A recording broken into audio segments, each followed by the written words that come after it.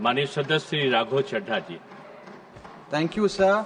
Sir, demand for supplementary grants is almost like an annual formality in this house. एक औपचारिकता रहती है, and particularly because this is a money bill and Rajya Sabha's approval is not required for a money bill. But I would like to use this opportunity to give three concrete suggestions by voicing my three concrete concerns before the finance minister, and I hope she takes cognizance of this. So the first is that investment in India is highly taxed. हमने देखा पिछले कुछ वर्षों में कि global capital बहुत volatile है, जिसके चलते जैन 2025 इसी साल का जनवरी 2025 से लेकर दिसंबर 2025 के दूसरे हफ्ते तक 1,60,000 करोड़ रुपए फॉरेन पोर्टफोलियो इन्वेस्टर ने भारत की इंडियन इक्विटी से विड्रॉ कर लिए। जब ये विड्रॉ किया गया उस समय डोमेस्टिक इंस्टीट्यूशनल इन्वेस्टर और डोमेस्टिक इन्वेस्टर्स भारत के स्टॉक मार्केट की रक्षा करने के लिए आगे बढ़े, और इसी पीरियड में डोमेस्टिक इन्वेस्टर ने 7 लाख करोड़ रुपए भारत की इंडियन इक्विटीज में इन्वेस्ट किया। ये एक हिस्टोरिक अचीवमेंट भी था, मार्केट की मैच्योरिटी भी दिखाता है, लेकिन उससे ज्यादा ये दिखाता है कि जब foreign money leaves, it is the Indian investor that comes to the rescue of the stock market. लेकिन जब सैलरीड एम्प्लॉइज ने एसआईपीज के माध्यम से, स्मॉल सेवर्स ने म्यूचुअल फंड के माध्यम से और पेंशन इंश्योरेंस मनी के माध्यम से इन्वेस्ट किया, इस इन्वेस्टमेंट को प्रोत्साहन देने के लिए सरकार ने क्या किया? आज एक ऐसी टैक्सेशन रिजीम बन गई है जिसके अंदर कैपिटल गेन टैक्स बहुत हाई है, इंडेक्सेशन का बेनिफिट इन्वेस्टर को मिलता नहीं है, सरचार्जेस ज्यादा होने की वजह से टैक्स रेट शार्पली इंक्रीज हो चुके हैं, और फ्रीक्वेंट चेंजेस के चलते इन्वेस्टर को सर्टेनिटी नहीं मिलती, और एक व्यवस्था ऐसी बन गई है कि long term investments in this country are being treated as short term speculation when it comes to taxation. इसे बदलने की जरूरत है। If India truly wants deep capital markets and long-term domestic savings, sir, then patient capital must be respected and not penalized. Basic principle है sir economics का कि tax consumption if you must, but nurture investments. हमें investment को प्रोत्साहन देना होगा, और over taxing of investments करके हम वेल्थ क्रिएशन को डिसइंसेंटिवाइज कर रहे हैं। सर, मेरा दूसरा पॉइंट यह है कि बैंक सेविंग्स जो हैं, हमने देखा कि भारत का मेहनतकश आदमी, एक मिडिल क्लास आदमी अपनी तमाम सेविंग्स बैंक के सेविंग्स अकाउंट में रखता है या एफडी कराता है। हमने देखा सर कि वित्तीय वर्ष 24-25 में बैंक डिपॉजिट का जो ग्रोथ था वो गिर के मात्र 10% पे आ गया, in comparison to the previous financial year which is 23-24 where it was 13%, यानी कि डिपॉजिट के ग्रोथ में कमी देखी गई।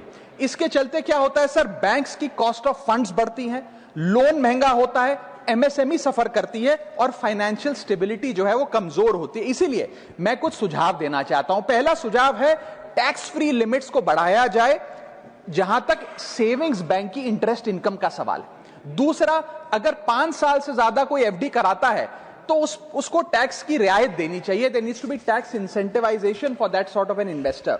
लॉन्ग टर्म कैपिटल गेन्स के अंदर इंडेक्सेशन के बेनिफिट को लेटर एंड इन स्पिरिट में अक्रॉस एसेट क्लासेस लागू करना चाहिए।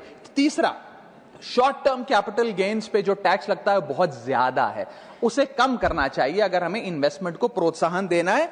और इसी के साथ साथ हमें ये इंश्योर करना पड़ेगा सर कि पेशेंट डोमेस्टिक कैपिटल जो है उसे हम प्रिजर्व करें, उसे रिवॉर्ड करें, उसे पीनलाइज ना करें। मेरा दूसरा पॉइंट है सर जीएसटी से संबंधित। जीएसटी 2.0 वास्तव में एक अच्छे इंटेंट से लाया गया, और सबको ये उम्मीद थी कि जीएसटी 2.0 के बाद, जीएसटी रैशनलाइजेशन के बाद वस्तुएं सस्ती होंगी। माननीय वित्त मंत्री जी ने तमाम कंपनियों को भी कहा कि हम जीएसटी में कटौती कर रहे हैं, 28 से 5% ला रहे हैं, 18 से 5% कर रहे हैं, तो आपको वस्तुओं को सस्ता करना पड़ेगा। लेकिन हमने ये देखा कि जो इंटेंट था कि जीएसटी कम होगा तो वस्तुएं सस्ती होंगी, वस्तुएं सस्ती होंगी तो कंजम्पशन बढ़ेगा, कंजम्पशन बढ़ेगा तो डिमांड बढ़ेगी। ये हुआ नहीं, और ये इसलिए नहीं हुआ सर क्योंकि प्राइवेट कंपनियों ने इस मुनाफे को जनता को नहीं सौंपा। मैं बता रहा हूं, मैं मोटे मोटे तौर पे आपको बताना चाहता हूं, मैं उदाहरण के माध्यम से आपको बताना चाहूंगा सर कि एक वस्तु 100 रुपए की बाजार में मिलती थी, उस पर 18% जीएसटी था, तो उसकी मार्केट वैल्यू 118 रुपए थी। सरकार ने उस पर जीएसटी 18% से घटाकर 5% कर दिया। अब वो वस्तु 100 प्लस 5% 105 रुपए की मिलनी चाहिए, जो पहले 118 रुपए की मिलती थी। लेकिन आज भी बाजार में वो वस्तु 118 की मिलती है, क्योंकि प्राइवेट कंपनियों ने इस जीएसटी के रिलीफ को कंज्यूमर को पास ऑन नहीं किया, या ग्रामेज कम करके प्रोडक्ट की क्वांटिटी कम कर दी और दाम कम कर दिया। इसीलिए यह जरूरी है कि पास थ्रू का बेनिफिट पूरी तरीके से प्राइवेट कंपनियां जो कंज्यूमर को दें, ताकि जीएसटी की इस रैशनलाइजेशन का कटिंग एज लेवल पे कंज्यूमर को फायदा हो। हमने देखा सर, इंडिपेंडेंट सर्वे बताते हैं, खास तौर पे लोकल सर्कल्स का एक सर्वे, कि एफएमसीजी, फार्मा और पैकेज फूड की इंडस्ट्री के अंदर मात्र 10% कंज्यूमर को फुल जीएसटी का बेनिफिट मिला। कंज्यूमर ड्यूरेबल्स बाजार में 34% ही उपभोक्ताओं को फुल बेनिफिट मिला इस जीएसटी पास थ्रू का।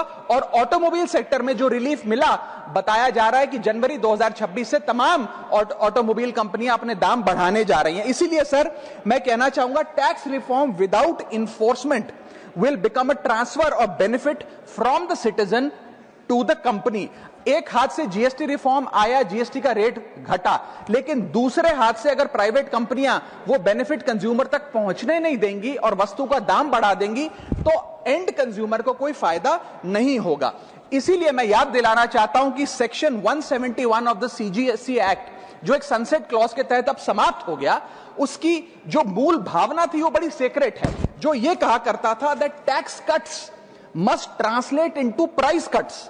Any benefit in the reduction of tax must be given to the end consumer as a reduction in prices. ये करने की आवश्यकता है। No doubt GST 2.0 is a landmark reform, but without pass through benefit it is an incomplete reform. और अंत में sir मेरा आखिरी सुझाव यह रहेगा, भारत देश में आज एक टोकनाइजेशन बिल लाने की आवश्यकता है। सर जैसे यूपीआई ने डिजिटल पेमेंट्स को एक प्रकार से इंक्लूसिव बना दिया। आज रेडी पटरी वाला, सब्जी वाला, रिक्शा वाला सब यूपीआई के माध्यम से पेमेंट लेते हैं, देते हैं। ठीक उसी तरह इन्वेस्टमेंट और एसेट ओनरशिप को हमें इंक्लूसिव बनाने के लिए टोकनाइजेशन का एक कानून इस देश में लाना पड़ेगा। सर मैं सरल भाषा में समझाता हूं, एक मिडिल क्लास का आदमी आज यदि अपना निवेश करना चाहता है पैसा, तो उसके पास या बैंक का सेविंग्स अकाउंट का खाता है, म्यूचुअल फंड है या फिक्स डिपॉजिट है, उसके अतिरिक्त कोई ऑप्शन नहीं है। कमर्शियल बिल्डिंग बहुत महंगी है, इंफ्रास्ट्रक्चर प्रोजेक्ट उसकी रीच के बाहर हैं, और प्राइवेट एसेट क्लास नीश इन्वेस्टमेंट्स के लिए होते हैं, उनके लिए बने नहीं है।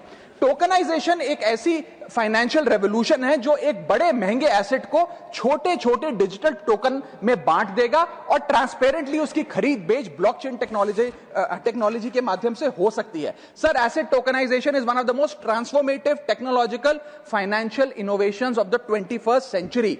और मैं बताना चाहूंगा सर कि जैसे एक आम आदमी एक कंपनी का शेयर खरीद के उसमें हिस्सेदारी ले सकता है और उसकी अप्रिसिएशन का मुनाफा का स्वाद ले सकता है, ठीक वैसे ही एसेट टोकनाइजेशन आने से रियल वर्ल्ड एसेट्स जैसे कि real estate projects, infra projects, commodities, IPR, इन सब को छोटे छोटे डिजिटल टोकन्स में बांट दिया जाएगा, जिसे कोई भी खरीद बेच करके इस ट्रेडेबल टोकन का फायदा ले सकता है और इसके मुनाफे में हिस्सेदार बन सकता है। इसका मतलब यह है कि ये बड़े बड़े एसेट्स सिर्फ करोड़पति अरबपति लोगों के लिए नहीं, बल्कि इन बड़े बड़े एसेट्स को देश का आम आदमी खरीद सकता है और उसकी बड़ी रिटर्न्स का स्वाद ले सकता है। मैं उदाहरण देता हूं सर आज 10 ग्राम सोना भारत में लगभग 1,35,000 रुपए का मिलता है। आप यदि किसी दुकान में जाकर कहिए कि भाई मेरे पास 1,35,000 रुपए तो है नहीं 10 ग्राम सोना खरीदने के लिए, आप मुझे 500 रुपए का सोना दे दो, तो शायद आप 500 रुपए का सोना नहीं खरीद सकते। लेकिन जब से गोल्ड ईटीएफ आया, डिजिटल गोल्ड आया, आप 500 रुपए का गोल्ड खरीद पाएंगे इलेक्ट्रॉनिकली, डिजिटली। ठीक वैसे ही आप एसेट्स को अगर डिजिटाइज करेंगे, इन टोकन्स के माध्यम से आप इन एसेट्स की हिस्सेदारी पा सकते हैं। सर मैं समाप्त कर रहा हूं, मुझे एक मिनट ही लगेगा बस। सर इस टोकन, हाँ मैं समाप्त कर रहा हूं सर इस टोकनाइजेशन से खास तौर पे मिडिल क्लास को क्या फायदा होगा? सबसे पहले बेटर रिटर्न्स मिलेंगी, रिटायरमेंट सिक्योर होगा, निवेश करने में आसानी होगी, और सबसे बड़ी बात इंस्टेंट लिक्विडिटी मिलेगी इन ट्रेडिशनली इनलिक्विड एसेट्स। आपको कोई ब्रोकर की फीस, कोई रजिस्ट्री का झंझट, प्रॉपर्टी डीलर का झंझट नहीं, आप खरीद बेच आराम से कर सकते हैं। और इसी के साथ साथ ट्रांजैक्शन कॉस्ट घटेगी, इंटरमीडियरीज की कॉस्ट घटेगी। सर, दुनिया भर में जो मजबूत मैच्योर अर्थव्यवस्थाएं हैं उन्होंने इस एसेट टोकनाइजेशन के कॉन्सेप्ट को रिकॉग्नाइज किया। यूएसए ने, एसईसी ने अपनी सिक्योरिटीज एक्ट में इस टोकनाइजेशन के कॉन्सेप्ट को शामिल किया। सिंगापुर ने प्रोजेक्ट गार्जियन का नाम से एक प्रोजेक्ट लाकर इसको लीगलाइज किया।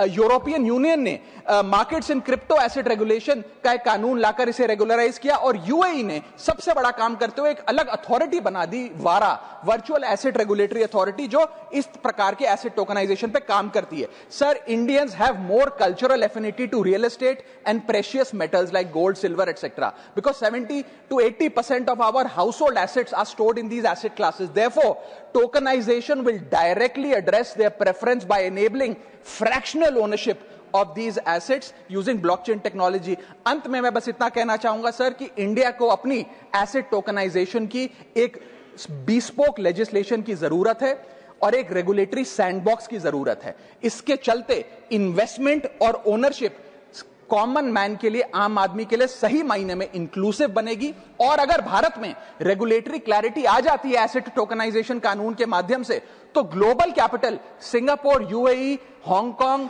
और यूएस जाने की बजाय भारत में आएगी और भारत में निवेश होगा। So there is an urgent need for an asset tokenisation bill in this country. Thank you sir.